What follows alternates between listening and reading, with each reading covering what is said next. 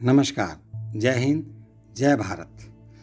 हमारा भारत देश अगर इसके इतिहास को हम देखें तो महान गाथाओं से भरा हुआ है। इसके अंतर्गत समुद्र मंथन के बारे में भी हमने काफ़ी कुछ सुना है। समुद्र मंथन में जो मंथन के रूप में जिस पर्वत का इस्तेमाल किया गया था उसका नाम था मंदरांचल पर्वत। तो आज मैं आपको इसी के बारे में यानी कि पवित्र मंदरांचल पर्वत के बारे में आपके समक्ष उसकी विशेषताओं के बारे में, उसकी स्थिति के बारे में और उसके इतिहास के बारे में बताना चाहूँगा। यह पवित्र मंदरांचल पर्वत जिसे समुद्र मंथन के समय मथनी के रूप में इस्तेमाल किया गया था, यह हिंदू मान्यताओं के अनुसार समुद्र मंथन में देवताओं ने मंदरांचल पर्वत यानी कि मंदार पर्वत को मथनी बनाया था। सदियों से खड़ा मंदार पर्वत आज भी लोगों की आस्था का पर्वत है। इसे मंदरांचल या मंदार पर्वत भी कहते हैं।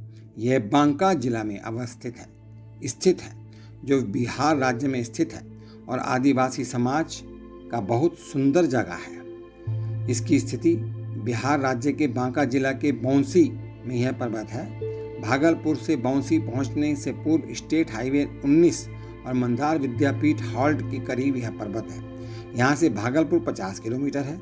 यह पर्वत अक्षांश 240.50 मिनट डिग्री उत्तर तथा देशांतर 870.4 मिनट डिग्री पूरब में अवस्थित है।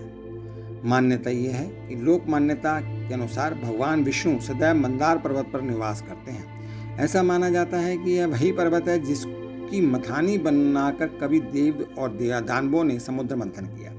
यानी कि देवताओं में और राक्षसों में के बीच में समुद्र मंथन हुआ था और वह मंथन इसके लिए था कि अमृत प्राप्त करने के लिए। मकर संक्रांति के अवसर पर यहाँ एक मेला भी लगता है जो करीब 15 दिन तक चलता है। मंदार पर्वत से लोगों की आस्थाएं कई रूप से अच्छे तरीके से जुड़ी हुई हैं। हिंदुओं के लिए यह पर्वत भगवान विष्णु का पवित्र आश्रय स्थल है।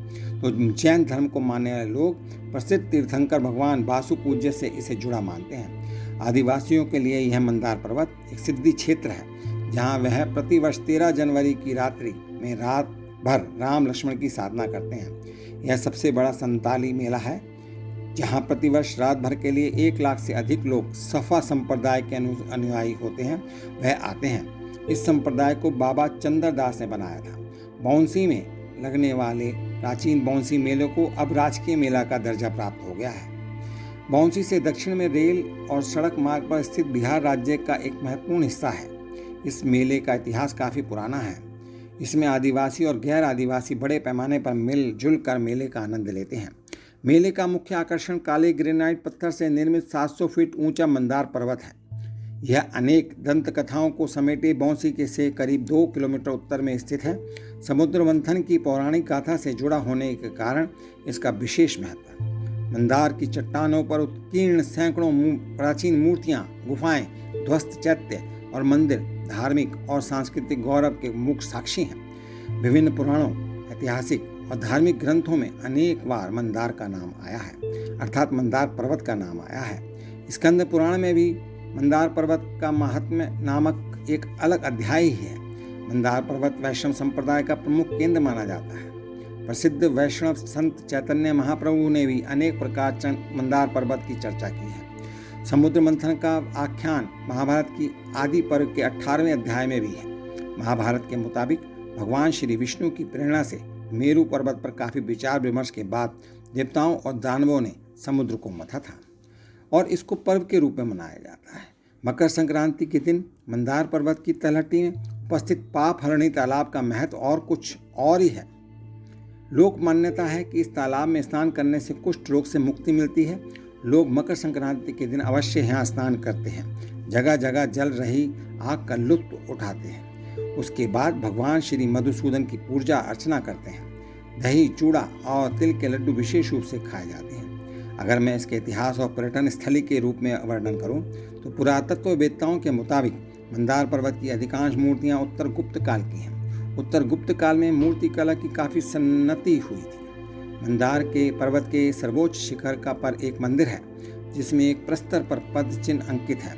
बताया जाता है कि यह पद्म चिन्ह भगवान श्री विष्णु के हैं। पर जैन धर्मावलंबी इसे प्रसिद्ध तीर्थंकर भगवान वासु पूज्य के चरण चिन्ह बतलाते हैं और पूरे विश्वास और आस्था के साथ दूर दूर से इनके दर्शन करने आते हैं। एक ही पद्म चिन्ह को दो संप्रदाय के लोग अलग अलग रूप में मानते हैं, लेकिन विवाद कभी नहीं होता।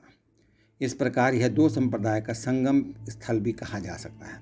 इसके अलावा पूरे पर्वत पर यत्र तत्र अनेक सुंदर मूर्तियां हैं, जिनमें शिव, सिंह वाहिनी दुर्गा, महाकाली, नरसिंह अवतार आदि की प्रतिमाएं प्रमुख हैं। चतुर्भुज विष्णु और भैरव की प्रतिमा अभी भागलपुर संग्रहालय में रखी हुई हैं। फ्रांसिस बुकानन, मार्टिन हंटर और ग्लोब जैसे पाश्चात्य विद्वानों की मूर्तियां भी हैं।